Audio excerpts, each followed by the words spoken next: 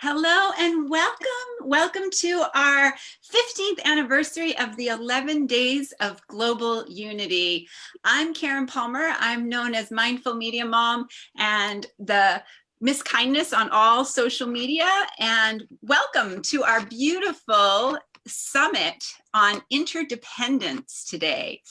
And if you're new to We the World, please like our page on Facebook and share this broadcast. Let people know that we're live. Let people know that we're talking about interdependence. And we have an incredible, incredible panel. And I am one of your co-hosts of this incredible summit. But my other co-host is the founder of We the World. If you can go to we.net, you can learn all about this global platform. Rick is the co-host and he's the founder of We the World and the We campaign. He's also the co-creator of the 11 Days of Global Unity, 11 campaigns to transform the world, a global platform to unite and amplify the efforts of people, organizations, and movements working for the common good, with participants that have included Desmond Tutu, Jane Goodall, Deepak Chopra, Marianne Williamson, Bill McKibben, and many, many more. Welcome, Rick. It's great to be on with you, Karen. And let's tell folks about you.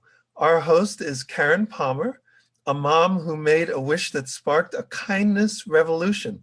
She is a global kindness leader and educator at globalkindnesstv.org and a live stream and social media expert, a best-selling author, and she co-produces several popular online talk shows, including our monthly Welcome to We show. So thank you, Karen, and thank you all so much for joining us today.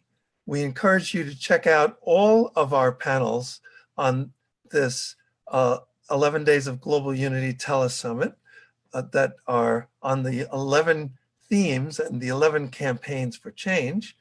And together, these 11 calls to action form a blueprint for global transformation. And please go ahead and share this video with your networks, invite others, and the recording will be up on the We Campaign Facebook page so people can come here after the fact. So today we will be talking about interdependence, and specifically about conscious interdependence, which is what Benjamin Barber used to talk about. He and We the World independently initiated Interdependence Day in September of 2002 and 2003. And then we kind of discovered each other and we joined forces, and together from that point on, his interdependence movement and We the World has celebrated Interdependence Day on September 12th. And we have made it a part of 11 Days of Global Unity. And that's why we're talking about it today. So what do I mean when I talk about conscious interdependence? So it's the idea that when people of all ages understand that their individual actions, as well as government and business policies and practices, have ramifications worldwide throughout the entire web of life. Just at a personal level, I'm talking about what we eat, what we buy, where we shop, what media we support, who we vote for, how we treat ourselves affects our health and the whole healthcare system. So how we treat others impacts our society as well. Indigenous peoples talk about considering the effects of our policies and actions on the next 7 generations. And we can talk about the importance of working to make a cultural shift towards conscious interdependence, which is another way of saying we consciousness that prioritizes the common good, socially, politically, economically, and environmentally. So today, to discuss this, we are excited to be joined by Juliet Taylor Lalau, Angelique Boas, and Suzanne Ross. Let's start with Juliet Taylor Lalau. Juliet is coordinator of the Interdependence campaign of We the World. She is an educator, energy healer, and mother to two bilingual, bicultural boys.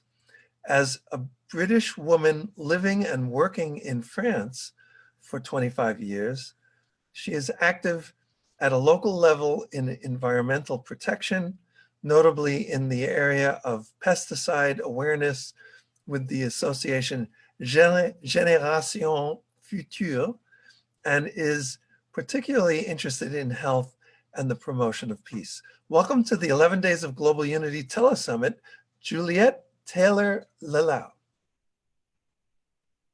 Thank you very much. It's an honor for me to be here, and I'm very grateful to We the World for giving me a voice on this. Well, thank you for your voice. You have a very powerful voice about many things. So it's great to have you with us. So Juliet, please tell us your thoughts about interdependence and about the work of Génération Future.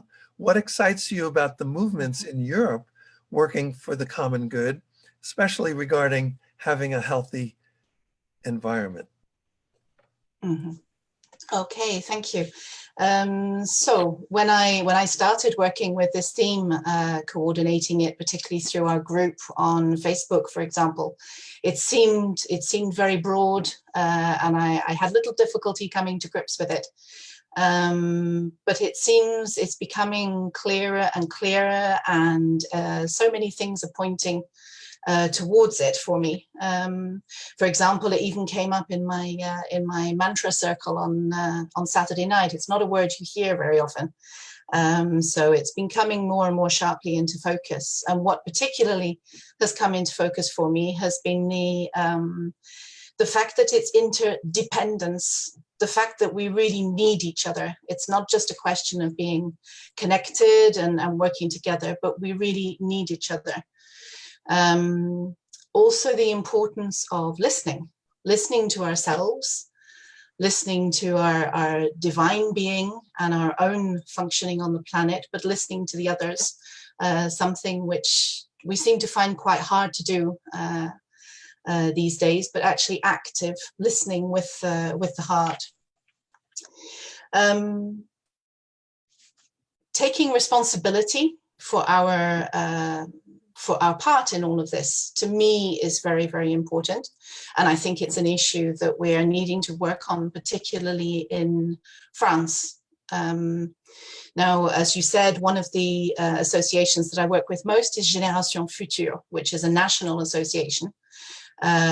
We have a big problem with pesticide usage, particularly chemical products and very strong chemical products, which have been shown to have very significant effect on human life. It's very insidious, so it's a very difficult thing to prove, but there is more and more scientific information to back it up. I know that in the States, in California, there have been the same issues, the same court cases. Well, we're doing the same thing here on a European level. France, however, is the third biggest user in the world of pesticides. It's very much part of the agricultural system. And because it's been building for so long, it's Génération Future is having to work very, very thoroughly to get the idea across to people, to make them realize that a lot of these things that have been happening are actually coming from the pesticides, which are in the air. They're being sprayed around schools. One of the biggest areas that we're tackling at the moment is the vines and the vineyards, which, of course, as you can imagine, in France is a very big part of the cultural heritage. So it's a difficult one to sort of take apart, as it were. But we're starting with the schools and the small villages. We've had some very courageous mayors in France who have taken action and stood up to try and protect their populations, their civilians. We have lots of local groups, and I work with one that's towards the southeast of France, where we have particular problems with the vines, but also the crop spraying, all the corn, the wheat, and we also have a lot of walnut trees. There's a big culture of walnuts which are being treated with some very strong chemicals. I have some A lot questions. of people, yes, of course. Yeah, I have a question about that. So is, in the United States, there is definitely a strong movement and fairly well publicized movement for organic food and drink and everything. Mm-hmm.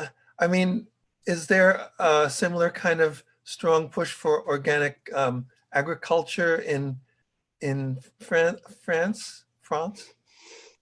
There is, yes, and as you said, the individuals have influence in terms of how they choose to feed themselves, where they choose to shop. Organic food has become a big thing. It's become very, very popular. Unfortunately, there are abuses in the system. A lot of the supermarkets have come on board. They've changed the charter that manages, what percentage of things is allowed in the products. It's overpriced in a lot of places, and that's the biggest argument against it that we at Génération Future work with, is to show people that it is possible to eat healthily. They don't have to go and buy the expensive organic food in the supermarkets and the organic supermarkets. So there's very much a culture of information guidance, also showing people how to use pesticides, more natural treatments of their garden, but also working with farmers to transform to organic agriculture on a small scale. And it is successful, but it's working very, very slowly. It's person by person, day by day. So we're in for the long haul, but we have a very, very sound structure up in Paris, a very, very strong scientific background and very strong legal background as well, because obviously whatever action we take, whatever we say, we have to be very, very certain of what we're doing. So yes, there is a big push for organic agriculture.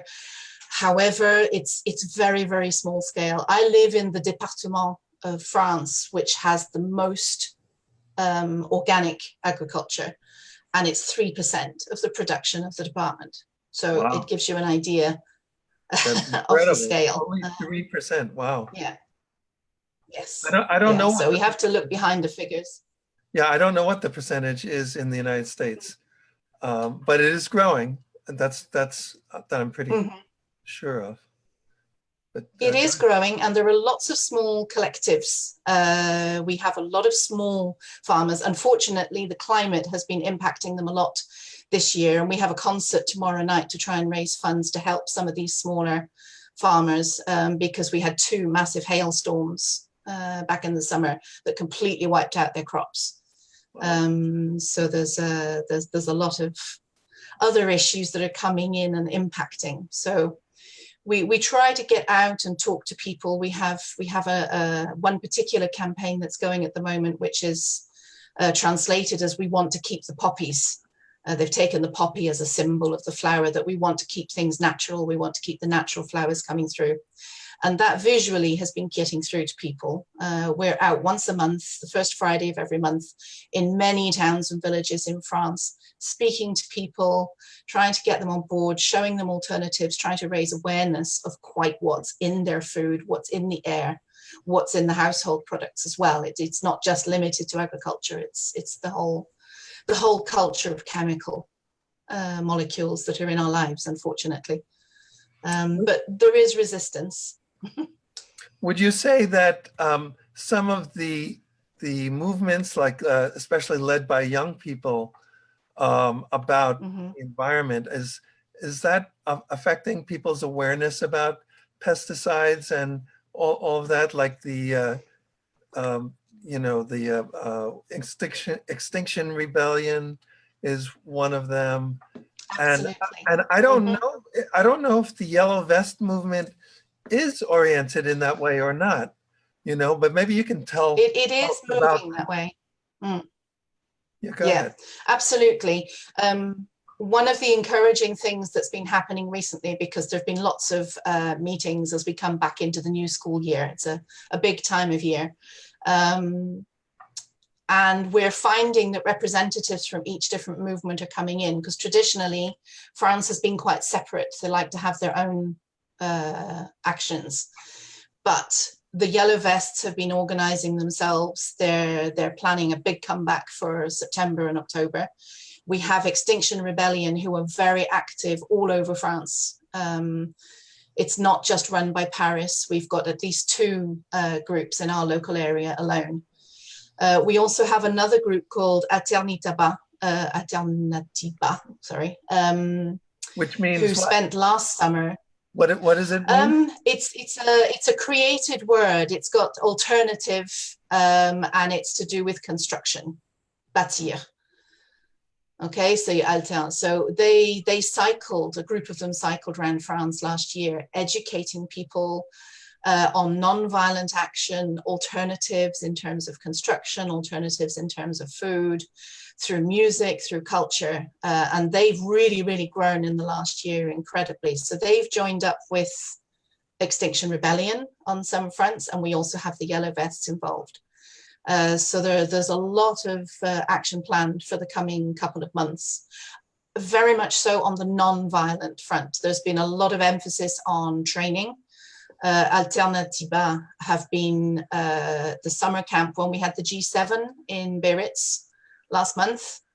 When we had everybody over, there was an equal number of people working just over the border in Spain, working on how that they could get the governments to listen and how we could get things to go forward, and very much on the non-violent approach.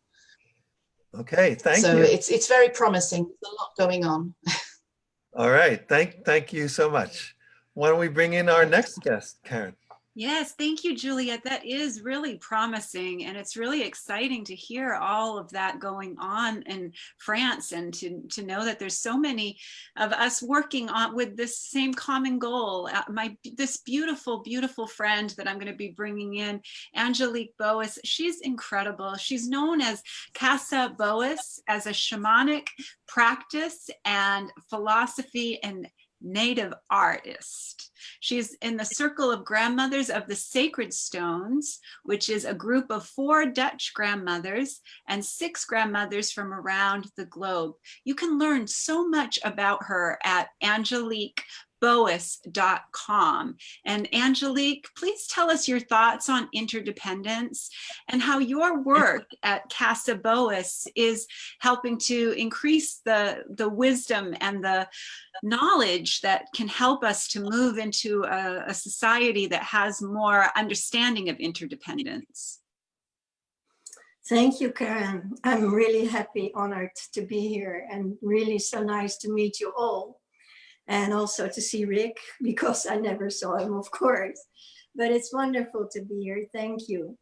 So to me, interdependence, it's very much about community and unity of everything, of people, of being together, the commitment to be true to Mother Earth, to be true to the next 7 generations, to support them, to really take care of their health and their future in all ways possible. I mean, it's not only about food or about school, about anything, about also the brain, the spiritual brain.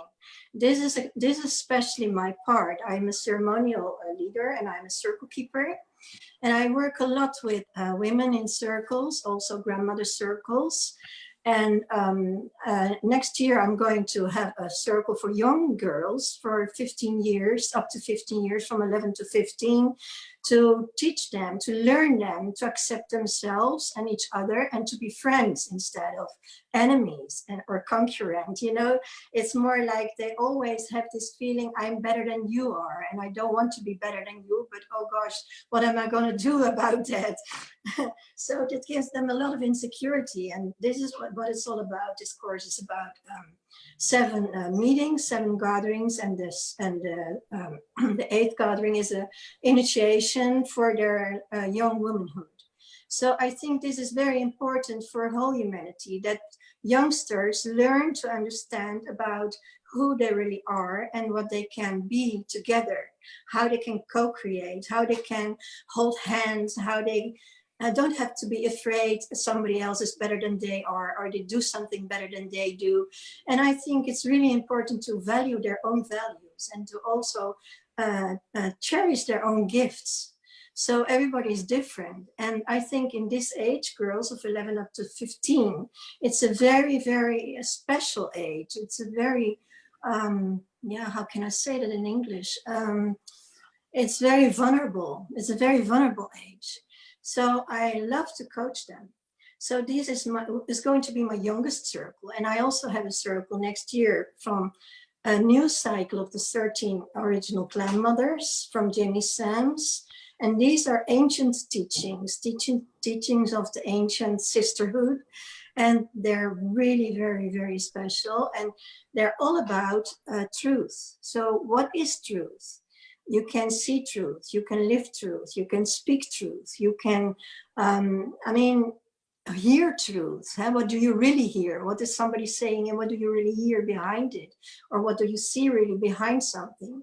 And it's really beautiful to give those women's circles and to make them understand that we all embody all those qualities of those 13 different original clan mothers, archetypal clan mothers, who learn us that we embody all those qualities. And the 13th is the one who has them all embodied. So that's a ceremony of all others.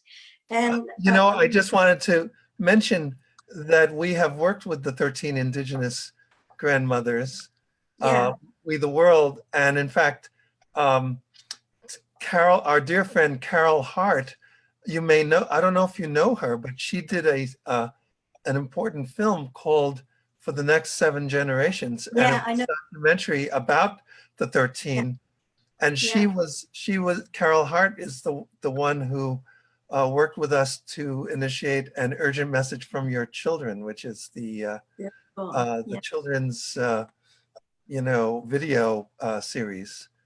Beautiful. Yeah, but this is not about the grandmothers, it's the clan mothers. I also know the grandmothers. Oh, I'm sorry. I didn't That's understand. totally fine. That's a very, very usual, very usual. The clan mothers and the grandmothers. That's interesting. No, I show you. Wait a minute. This is the book. It's a 13 original clan mothers. Okay, now I get it. And these are 13 archetypal clan mothers. And the 13 indigenous grandmothers, I know them very well. And it's so beautiful to see the similarities in their teachings as in the teachings from Jamie Sams, because what she teaches in the book is what they teach and they live in the world. So you can compare it to each other, and it's beautiful to learn about those. So yeah, this is one part. Circling is very, very important for me. Ceremony, rituals, all those things is to me how I live. What is the way of living is, well, to me, a ritual. It's a whole ritual. And this is what I want to bring to the world in the different things I do, in circling, in working with children, in my sacred art, native art. I create power shields, and they're from natural materials, and it's about feathers mostly. And I also give lectures about birds, but about their medicine. So every bird has its own medicine. So for instance, if you see a seagull every day, you can imagine that this one has to tell you something, maybe. And they have their own special qualities. So working with feathers is, it's a power shield, but it's also a medicine shield. And those shields tell you something about yourself, and they're healing. It's healing work. When I was in Santa Fe last year in the Garden for Humanity, I was invited by Grandmother Flor de Mayo. She's from New Mexico. and a Maya elder, and she invited me to come over. And during that period, I created also a shield for humanity, and it's in Galisteo. You can see it there. It's still in the Shi Center from Master Ming Tungu. And this shield is created, it's a co-creation. And this is what brings me back to the question, of course, because co-creative is so important for me. It's like we all work together. We have to do it not alone, we work together. And when I send out a call, because it's forbidden to import or export any feathers from the United States to the Netherlands and vice versa, then from all corners out of the world, all brothers and sisters from all 4 directions donated feathers and beading work and stuff, so I could create this shield. And it was fantastic. It was really fantastic, because that gives an extra dimension on it. It's a different way of working, and I never did it before, because when I start working, when I start creating, it's mostly done, you can say, I carry the seed for a certain amount of time, a certain amount of month maybe, and then it comes to a birding. And then I create about maybe a series of shields. It can be 12 or 14 or 6, it depends on what wants to come out. And then it's done. But I also always have my own materials. And this was the first time that it came from all over the world, and I never knew what was there. So it was very exciting. But this is also a part of what I'm doing. Further, I give unity and prayer circles, and these circles are meant for connecting worldwide.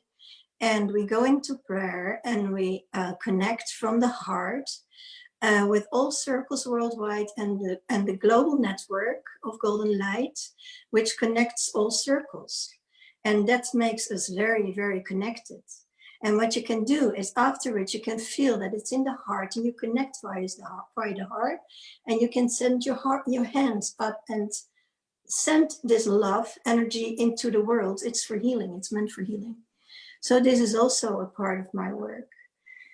Yeah, further there, it's a lot. There's so much to tell. I know. Yeah, it's wonderful. I mean, working with children is beautiful. I do also circles for youngsters, and now next week we are having an equinox gathering, and I received a call 18 April at the sacred stones in the lower lands, the northern part of our land. And that sacred stones are hunebeds. They're called hunebeds, and they are very, very ancient sites.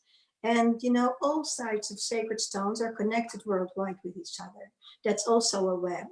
And these ancient wisdom keepers, as I call them, they carry the knowledge from ages, from era. How can I say that in English? Is that the right word, era? Okay, so that is what they carry. And we will have ceremonies during this equinox event. It's a gathering, it's a 3-day gathering, and it begins on the equinox, 23rd, and we have 7 ceremonies over those 3 days. And the first ceremony is a water ceremony, where we also offer crystals, clear crystals, to the water. Everybody brings their own crystals to offer them into the water. And that's the way to honor the waters worldwide. We also share waters from over the whole world. People bring their own little bottles with water from everywhere. And the next day we have, we will do then this afternoon a despacho. That is an offering ceremony for Mother Earth. We create an offering from flowers, seeds, and corn, and we offer that into the fire ceremony during the evening. So that is given back to the fire, and that creates new energy and new life, because fire is a transformative energy. And the next day we are going to visit the sacred stones twice. We have 2 different sites of stones. They are connected with each other. And one site is called the Grandmother Stones. So this is really amazing. And the other one is, there are all ley lines underneath. They come together, and there's a female side. So it's a wonderful way to give thanks to Mother Earth and to connect to Mother Earth. And in that evening, we have a sacred, it's a sacred bath, you call it a sacred pipe ceremony.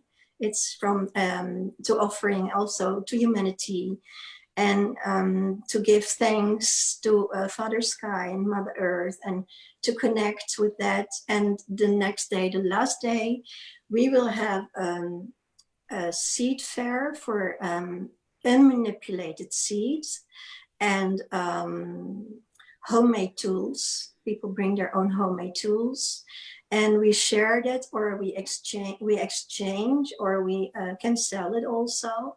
And in the evening, we have a giveaway ceremony. And all is, how do you say it? Is it enlisted? Can you say encountered, enlisted?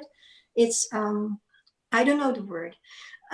It's put together, it's woven together, let's say it that way, by different shamanic performances, theater performances. Yep. So that's our 3-day equinox event. And during this event also, there come a lot of young people, which I'm very, very grateful for, because they are about, let's say, from 25 up to 35 something. And just those 10 years, they are so important to form their way of being, who they really are, and how they come into the world, and how they connect with each other and all, and with Mother Earth.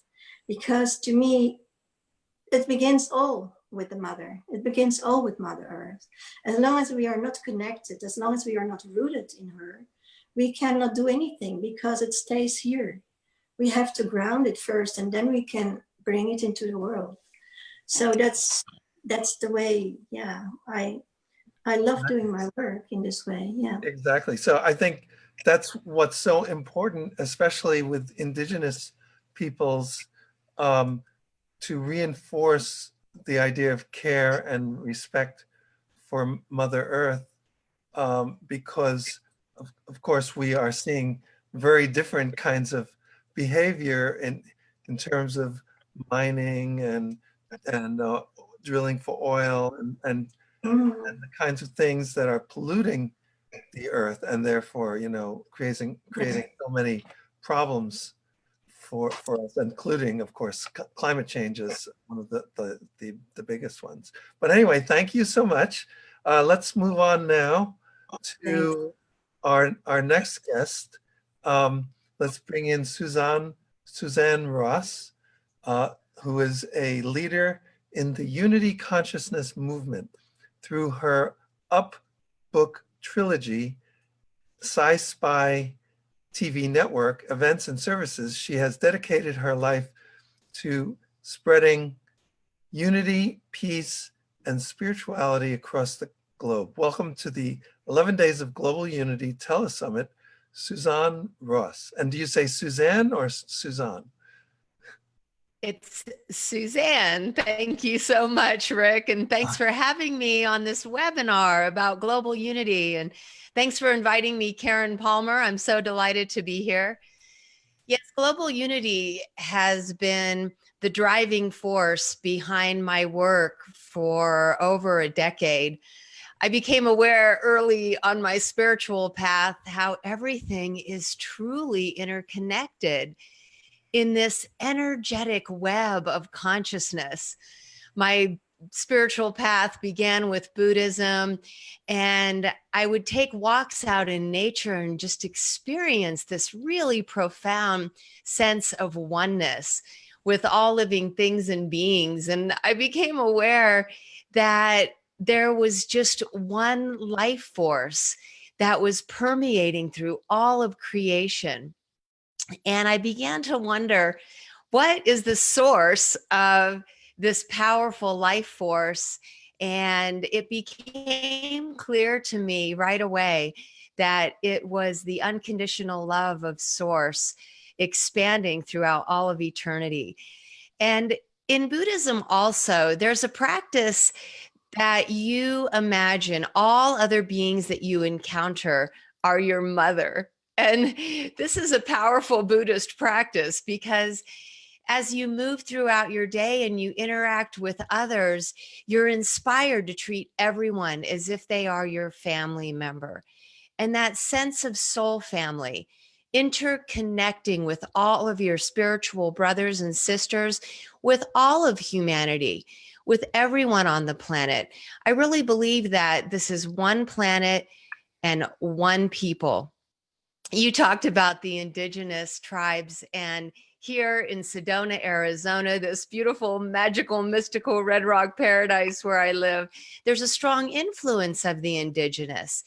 And a Rosetta Stone where they have a prophecy written about the rainbow tribes coming together at the four corners. And when this happens, then and only then will we shift into a fifth age where unity consciousness prevails.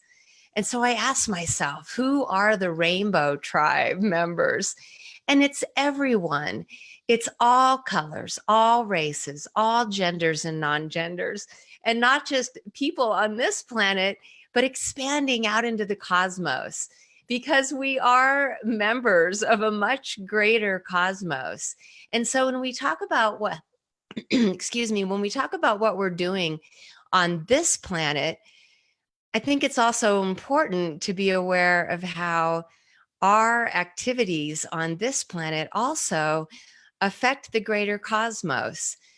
And so we want to make a global difference, but we can also imagine that we're making a galactic difference as well in the way that we treat each other and in the way that we treat Mother Earth.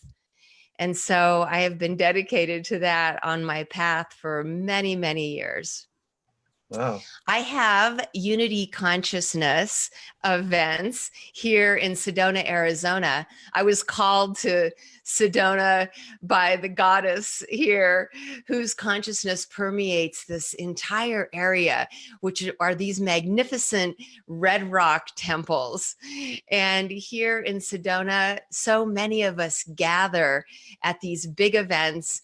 And I started out by having goddess retreats initially. And it wasn't just women who would come, men would come as well. And we would do these really powerful rituals and ceremonies, especially in the vortexes and portals here in Sedona, where we really connected into the ley lines, knowing that as we poured our liquid love light into these ley lines, that it would spread across the entire matrix, the entire global grid, and across the holy matrix of creation. And so that inspired us to perform these powerful rituals. Also, I started hosting bigger conferences in which I bring in inspirational authors, speakers, experts in many fields of science and spirituality. One thing that I began to recognize on my path early on is the connection between science and spirituality, especially quantum physics. And I became aware that the discoveries in quantum physics were proving the revelations that spiritual masters have known for millennia. And knowing that, I was in trance meditation when I saw this term sci-spy written across the screen of my mind. And I asked Spirit, what is this sci-spy? And it came through for me that sci-spy, SCI-SPI, was a brand new genre, a genre that merges science and spirituality to give us answers to the greatest mysteries of creation. So I asked Spirit, what am I meant to do with this genre? And the download that I received was to create a Unity community television network based on this genre, sci-spy. And so I went on the internet to see if anybody else was using this genre, and I didn't find anyone. So I actually trademarked this genre. So now it is a registered trademark, sci-spy. And the download that I received was that I was to create this entire television network. And so, as usual, I looked up to the sky and said, that sounds like a lot. That sounds like an awfully big project. But I always ask, how may I serve? And Spirit presents me with these big visions. So now, less than a year later, I have developed a sci-spy.tv television network that has now 7 channels and over 30 shows. And these channels and shows are all about unity consciousness. All of the shows are designed to spread inspiration, empowerment, and enlightenment around the globe because, of course, we do have a global reach. And the hosts of these shows are all best-selling authors, experts in the fields of quantum physics and spirituality, metaphysics, and even those who are traveling to sacred sites around the world. Another download that I was shown is how there are 13 sacred sites around the world. And these are very important sites. And each one of them relates to one of our own energy centers. And so one of the channels on our network is called Supernatural Adventures Around the Globe and Into the Cosmos. And it goes back to that theme about how we are all connected on this planet, but also we are part of a much greater cosmos. On that channel, we have shows where people are going to these sacred sites around the world and they're doing activations and initiations, because in doing so, they are sending the powerful energy of that sacred site into the global grid. So with this conscious interdependence, that activation is igniting the matrix for global ascension. Every time these powerful initiations and activations occur at one of these 13 sacred sites. So I'm so delighted to have that channel and these shows that are going around the global grid and activating these really important points. And we're excited to have you with us as well. So I'd like to open this up now for discussion. We're going to try to keep this to about an hour. So let's have like a kind of a roundtable discussion about interdependence. And, you know, when We the World launched Interdependence Day back in 2002, our motto was coexistence or no existence. And so the question for discussion is, do you think that we need to achieve a cultural shift towards conscious interdependence, or we consciousness, as we talk about at We the World, in order to keep things like the climate crisis and the mass extinction of species from becoming irreversible in the next 10 years, not to mention many other aspects of our interdependent life on this planet. And do you think such a cultural shift is possible? And let's start with Juliette in France. Go ahead.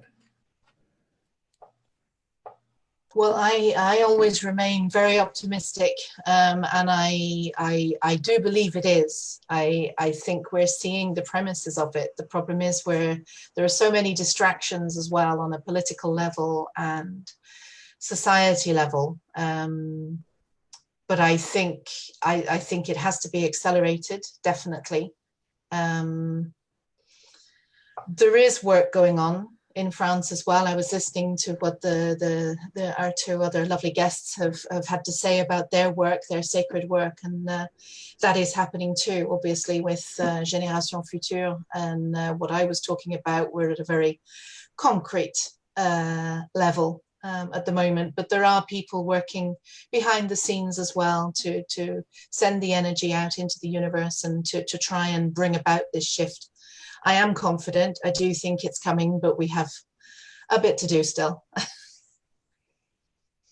Okay. Any other thoughts from folks about even how we can help to create that shift? I know everybody's working in their own ways to do that. And I'm just aware that there are, you know, it doesn't seem 100% clear to me that we are going to be successful in making this shift. Like in the United States alone, talk about unity consciousness. There's all this political polarization going on. And I know there are people that are very interested in interdependence and interested in unity. And yet, it seems like people who are in power have not gotten that download yet, many of them. So anyway, any other thoughts from folks like Angelique? Any thoughts from you? Yeah, I liked, yeah, this is a very interesting topic because as I see it, as I already said, I think for children, to make them aware, to make them really aware of what is going on. If you see, like, for instance, Greta Thunberg, she is a special, very special person, of course, with a real big feeling for, yeah, for the world and for what is going on. But she is not an exception. There are many, many children of her age. And I think they also have to gather. Just like we have this global grandmothers council of to gather together, like we did today also. This is a council from over the whole world. And there are over 150 grandmothers together. And I think for children, maybe we can also invent something like this, that they can connect with each other and talk about each other's ideas and have just, you know, like, what are you doing? Oh, I'm doing it this way. And they can talk about it. This is so important that they communicate. I think communication is one of the things we have forgotten how it works. And we all do this on our phone or our cell phone or what we're doing, I don't know. But we forgot to really look at each other and talk about our feelings. What are you feeling about, for instance, the climate change? If you ask that to a youngster, and there are not so many. Well, in my environment there are, but I mean, if you see it globally, there are still many youngsters who even don't know what you're talking about. And I think this is really sad. But I'm also optimistic, like Juliet. I'm really optimistic because I think that when we co-create, when we bind our forces together, and we keep on giving lectures or circles, or this is my thing, of course, but keep on talking about it and keep on giving the examples and making them aware of nature.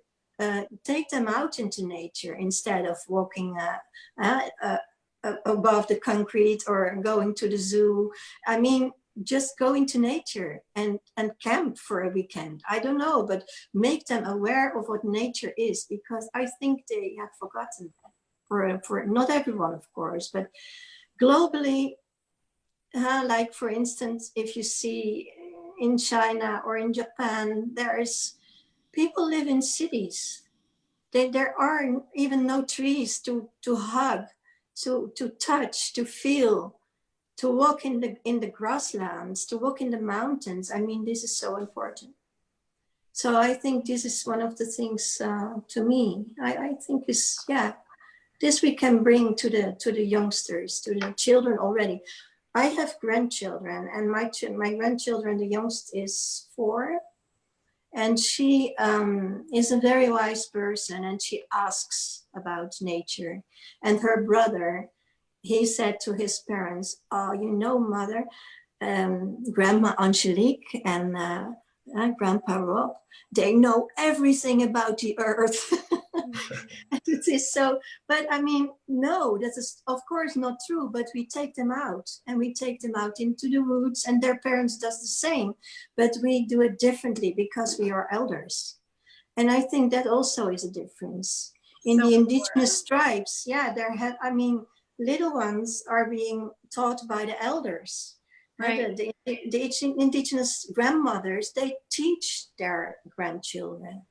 And that is one of the most beautiful things ever, I guess. Yes, and we have interviewed people who are working in that space to make that intergenerational collaboration bigger, expand it more. Our dear friend Sue Blythe is very involved with that. And any thoughts on this from you, Suzanne?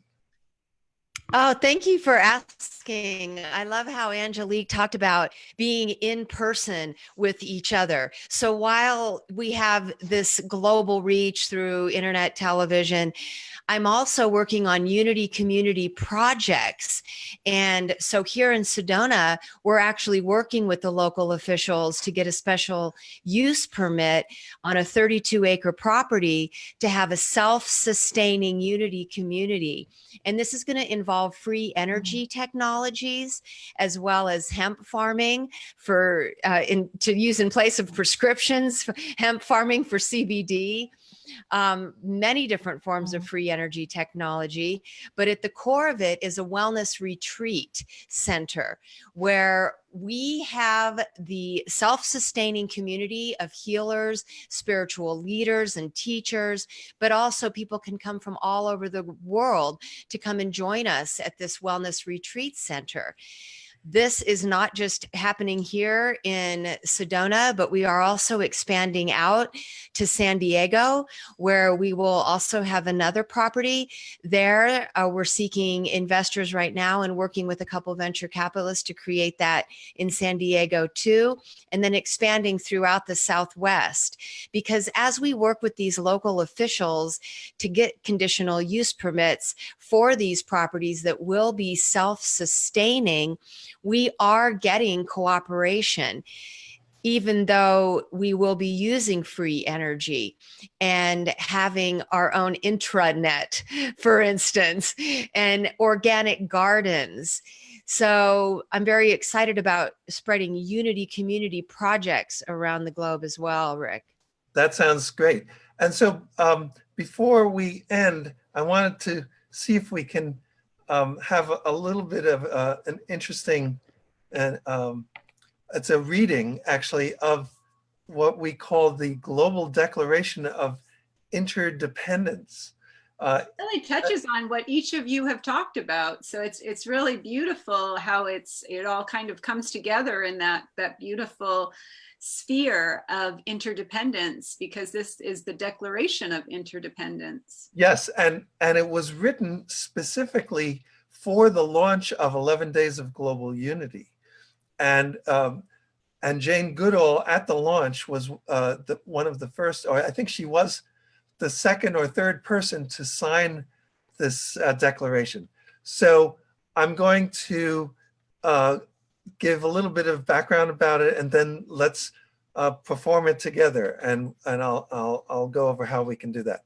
So in acknowledgement of the many existing documents and efforts that promote peace, sustainability, global interconnectedness, reverence for life, and unity, We the World hereby offers the following declaration of interdependence as a guiding set of principles. It is inspired by the Earth Charter, the essential values of which represent those of the many peoples of the earth. There are 11 lines, and I'm going to say one line, and then you can all like unmute yourselves, and everybody who's watching this, please join in and repeat the line after I say each line. Okay, here we go. We, the people of planet Earth. We the people of planet Earth. In recognition of the interconnectedness of all life. Recognition of the interconnectedness of all life. And the importance of the balance of nature. And the importance of the balance of nature. Hereby acknowledge our interdependence. Hereby acknowledge our interdependence. And affirm our dedication. Affirm our dedication to life-serving environmental stewardship. Environmental stewardship. The fulfillment of universal human needs worldwide. The fulfillment of universal human needs worldwide. economic and social well-being, Economic and social Economic and well-being, social well-being, and a culture of peace and nonviolence, Culture. and a culture and a of peace culture and and nonviolence non-violence, to ensure a sustainable and harmonious world to to ensure a sustainable and ensure a harmonious sustainable world and harmonious world for present and future generations. Present. for present and present future generations. and future generations. Well, thank you. We did it. So perhaps each of you can very quickly give your website and how people can connect and support your efforts. Go ahead, Juliet. Okay, well, as I said, the main association I work with is Génération Future. So Génération hyphen Future, both in the plural, .fr. There's a lot of information on there. And if I wanted to add something to what was said before, I would like to continue the dialogue very much on getting people to think about what they're putting inside in terms of the food they eat. And I think particularly with young people, certainly I see it here in Europe, is very important. And that's a dialogue that we really need to stimulate with youngsters as they're growing up, because there are more and more elements in there that are potentially life-threatening. Exactly. Thank you for that. And Angelique? Yeah, well, my company is called Casa Boas, and it's a shamanic practice and philosophy and native art native art. And my websites, I have two websites, is www.angeliqueboas.com. And this site is meant for the spiritual, more from the grandmother part, the circles and what the future holds for circles and offering. And the other site is www.casaboas.nl. And this one is where you can find everything about the rituals, what I'm doing, about my practice as a reader, and about the circles and the native art. There's also a list of what I produce and what I do and what I make. Thank you. And how about you? Thank you. And Suzanne? Thank you for asking. Yes, I have two websites. The first is SuzanneRossWellness.com, and that's where my books and services are. And scispy.tv, SCISPI.tv, and that's the Internet TV network. That's fabulous. And Karen, do you want to say a few words before we close? Yeah, I know we just really did touch on that question. What can we do together that we can't do on our own? And this is a lot of information for people to take in. If you're feeling called, you can reach out to us at we.net. You can also follow us on all of our social media. The social media is the We Campaign on Facebook and the We Campaign on Twitter. And we always follow back, and we love to support you. We love to help amplify the work that's happening out in the world. People can connect with me at globalkindnesstv.org.